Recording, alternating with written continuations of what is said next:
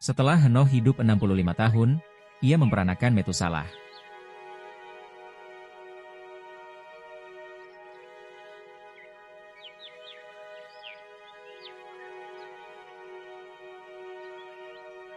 Dan Henoh hidup bergaul dengan Allah selama 300 tahun lagi setelah ia memperanakan Metusalah, dan ia memperanakan anak-anak laki-laki dan perempuan.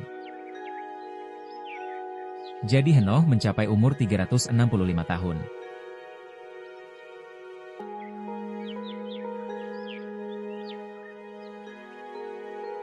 Dan Henoh hidup bergaul dengan Allah, lalu ia tidak ada lagi, sebab ia diangkat oleh Allah.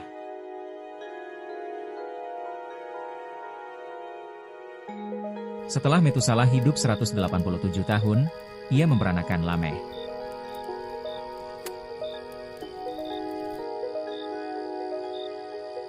Umur Metusalah setelah memperanakan Lameh ialah 782 tahun, dan ia memperanakan anak-anak laki-laki dan perempuan. Jadi Metusalah mencapai umur 969 tahun, lalu ia mati.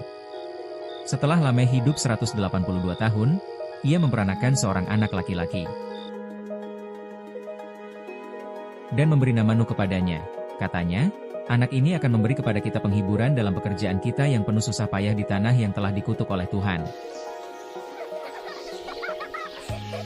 Umur Lameh setelah memperanakan Nuh ialah 595 tahun, dan ia memperanakan anak-anak laki-laki dan perempuan. Jadi Lameh mencapai umur 777 tahun, lalu ia mati. Setelah Nuh berumur 500 tahun, ia memperanakan Sem, Ham dan Yafet. Ketika manusia itu mulai bertambah banyak jumlahnya di muka bumi, dan bagi mereka lahir anak-anak perempuan. Maka anak-anak Allah melihat, bahwa anak-anak perempuan manusia itu cantik-cantik, lalu mereka mengambil istri dari antara perempuan-perempuan itu, siapa saja yang disukai mereka.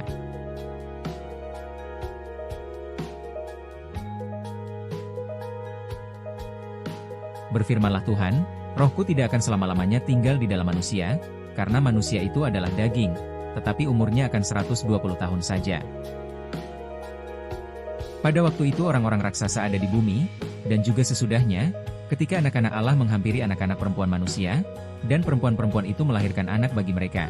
Inilah orang-orang yang gagah perkasa di zaman purbakala, orang-orang yang kenamaan.